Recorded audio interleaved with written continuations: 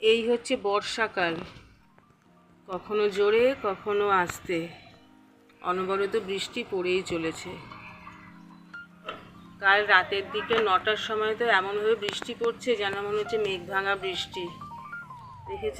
আর এদিকে পরিবেশ কেমন, চারিদিকে একদম ভেজা আর্দ্র পরিবেশ। আর এদিকে আমাদের দুর্গা মণ্ডপের উপরে যে ছাদের এখানে শেড দিয়েছে, এখান দিয়ে সিঁড়িও করেছে, সিঁড়ি করে আবার রেলিংও করা হয়ে গেছে। আর এদিকে আমার এই জেট প্ল্যানটা বর্ষার জল পেয়ে কালকে রাত্রিবেলায় একটুখানি বারান্দায় রেখে দিয়েছিলাম, সকালবেলায় বৃষ্টির জল পেয়ে একদম তাজা হয়ে গেছে। যতই গাছে জল দিই না কেন, বৃষ্টির জল পেলে গাছগুলো আরও সুন্দর সতেজ হয়ে ওঠে আর সুন্দর তরতরিয়ে বেড়ে ওঠে। এই গাছটাকে রাখা হয়নি, এই গাছটাও বেশ দেখতে সুন্দর, ঝাউ গাছের মতন।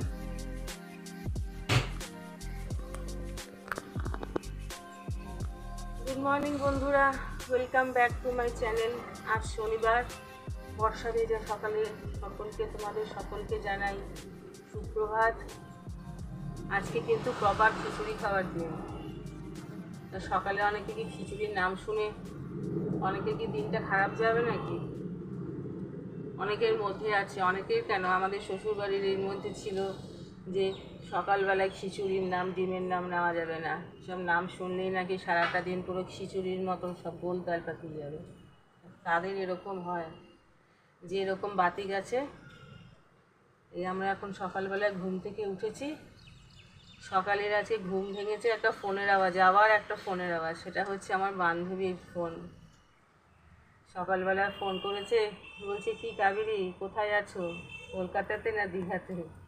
কারণ আমরা দীঘাতে যেতে এত ভালোবাসি, আর এই সমুদ্রের ঢেউ, মানে বিশেষ করে বর্ষাকালে এই যে সমুদ্রের ঢেউ হয়, আর গুরু পূর্ণিমা থেকে তো ঢেউ শুরু হয়েছে।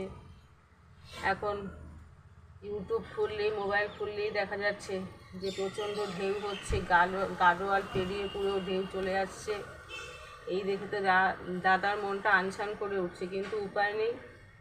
মানে এখন সারা সপ্তাহ জুড়েই শুধু পড়াশোনা, শুধু রবিবারটা বাদ দিয়ে মানে টিউশন থাকে, আর একটা টিউশন কামাই করলে না স্যাররা সেটার পরে অ্যাডজাস্ট করতে পারে না। ইচ্ছা থাকলেও আর যাওয়া হয় না। আর কিছুদিন আগেই তো আমরা ঘুরে আসলাম, তাই জন্য আমার বন্ধু বলছে যে তোমরা দীঘাতে আছো না কলকাতাতে। আর দুঃখের বিষয়, দীঘাতে আর যাওয়া যাবে না, আর উৎসবের জ্বর হয়েছে, আরই যাওয়া যাবে না। তো ওদেরও বা সেই ওয়েদার দেখে ওদেরও ইচ্ছা করছে একটু দীঘা যেতে, কিন্তু সবারই একই ব্যাপার,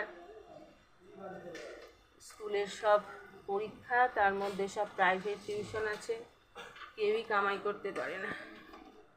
আর এদিকে আমার উৎসবের দেখো ঠান্ডা লাগছে। কালকে রাত্রিবেলায়, কালকে সারাদিন ধরে এই হাতকড়া গেঞ্জিটা পরে আছে, এখন ঠান্ডা লেগেছে। দাদা একটা ফুল হাতা জামা বার করে দিল, এই জামাটা পরবে। আর এদিকে আমি চাও করে তোমাদের সাথে গল্প করতে বসেছি। এদিকে আমার চা হয়ে গেছে, চা খাবো।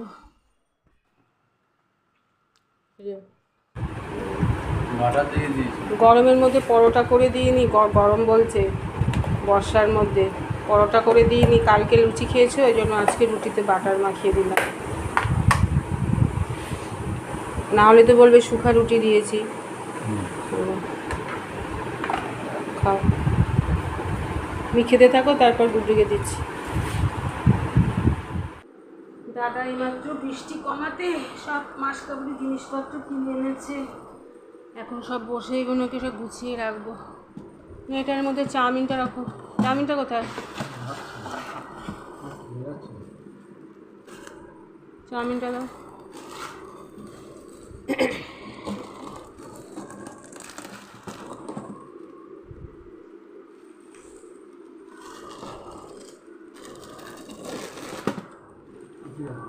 এটা শুধু চাউমিনই থাকবে, তুমি চিড়েটা রাখো এই কৌটোর মধ্যে। প্রত্যেক মাসে এই একটা কাজ, মাসকাবারি জিনিসপত্র আনলে সেগুলোকে ভালো করে গুছিয়ে রাখা।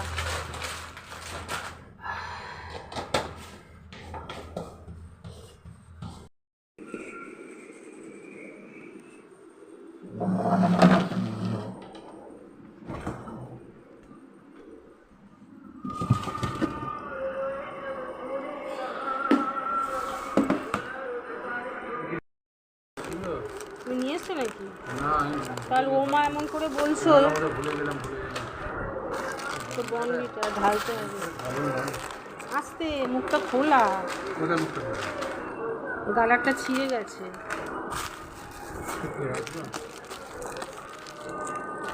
বেসন একবার বেসন বেশি আনা হয়েছে। সুজিগুলো দাও, হ্যাঁ হ্যাঁ সুজিগুলো দাও, সুজির প্যাকেটগুলো দাও। খিচুড়ি খাবার পুরো পারফেক্ট হয়ে দেয়, তার জন্য সুযোগে সদ্ব্যবহার করছি।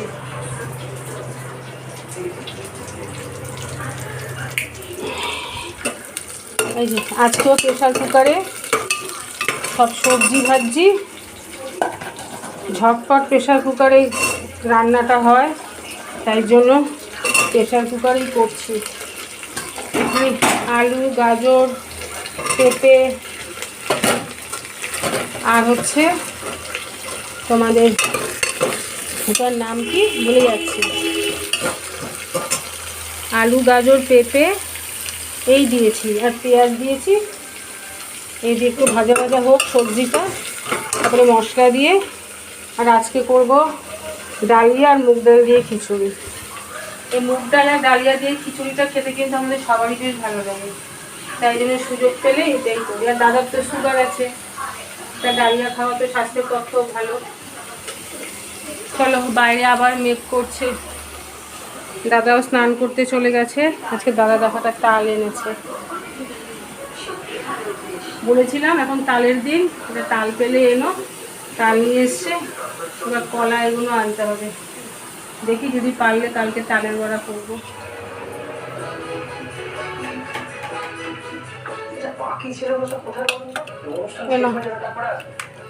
ডালিয়ার সাথে গরম গরম পেঁয়াজি, এটা তোমাকে পুরোটা দিয়ে দিলাম।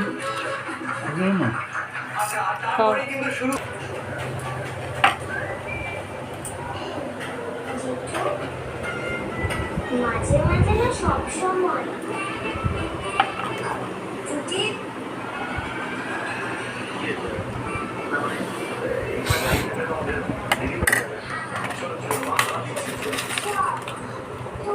কোথায় দেবো, এখানে দেবো।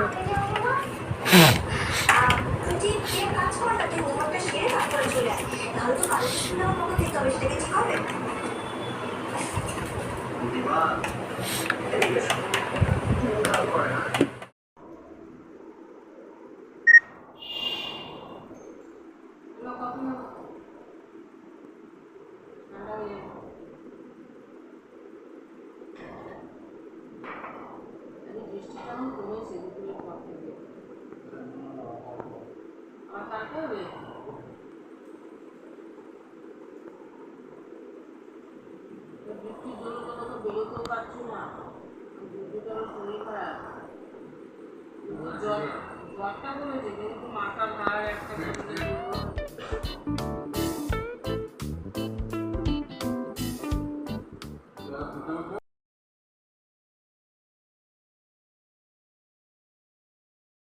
রাতের ডিনারের জন্য আজকে সকালে তো কোনো তরকারি করিনি, তাই এখন চলে এসেছি রান্নাঘরে।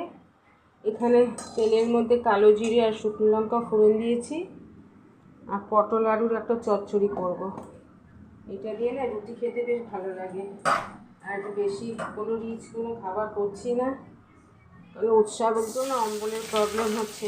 কালকে রাত্রে লুচি খেয়েছে,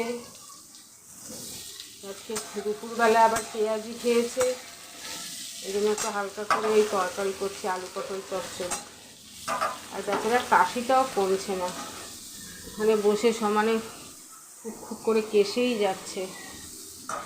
আর এই জ্বরটা না এত বাজে, এই জ্বর কমে গেছে কিন্তু শরীরে দুর্বলতা, মাথা যন্ত্রণা, মাথাটা ভার, খুব কষ্ট পাচ্ছে। চলো এখানে তরকারিটা একটু ভাজা হোক। এদিকে আবার সকালবেলায় যেসব দাদা সবজি ফল এসব এনেছিল, এগুলো কিছুই গোছানো হয়নি, এগুলোকে সব গোছাবো। তরকারিটা হতে থাক, ওইদিকে গিয়ে তরকারি গুছিয়েও আছে।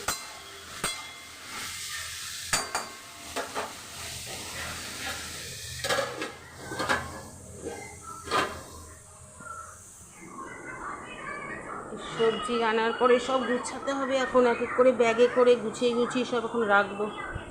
চলো গুছাই। এখন ঘড়িতে 9টা বাজে। এদিকে আমি সবাইকে ডিনারও করে দিয়ে দিয়েছি। উৎসবের ডিনার হয়ে গেছে, এখন দাদা ডিনার করছে। আর আজকে এখানে করেছি দেখো দুধে যে কেসার কি বলে কেসার মালাই করেছি। ঘরে যে রসগোল্লা ছিল সেই রসগোল্লা দিয়ে করেছি রসমালাই, কেসার রসমালাই। তখন এটা ভাবলাম যখন করবো তোমাদেরকে দেখাবো, কিন্তু তখন মোবাইলের চার্জ ছিল না, ওই সময় আর দেখাতে পারিনি। তো অন্য আরেকদিন যখন করবো তোমাদের সাথে আবার শেয়ার করবো। কিছুই না, দুধটাকে জাল দিয়েছি ভালো করে, আর তার সঙ্গে যে কেসার পেস্তার যে একখানা তোমার ইসে পাওয়া যায়, দাঁড়াও তোমাদের প্যাকেটটা দেখাচ্ছি। তোমরা ঘরে এটা সবাই মোটামুটি করো। এই যে উইকফিল্ডের কাস্টার্ড পাউডার, এই কাস্টার্ড পাউডারটা দুধের মধ্যে গুলে ভালো করে জাল দিয়ে তারপরে দোকান থেকে কিনে আনা রেডিমেড যে রসগোল্লা তার মধ্যে দিয়ে দিয়েছি, আর একটু ড্রাই ফ্রুট দিয়েছি। এইভাবেই কেসের রসমালাইটা তৈরি করেছি। তাহলে বন্ধুরা, আজকের মতন ব্লগটাকে এখানে শেষ করব। আমার শুধু যে ডিনারটা করা হয়নি, ওদের ডিনার হয়ে গেলে রান্নাঘরটা গুছিয়ে তারপর আমিও ডিনার করতে বসে যাব। তাহলে বন্ধুরা, আজকের মতন ব্লগটা এখানেই শেষ করছি। কালকে রবিবার, দেখা হচ্ছে আরেকটি নতুন ব্লগ নিয়ে। ততক্ষণে সবাই তোমরা ভালো থেকো, সুস্থ থেকো। Good night.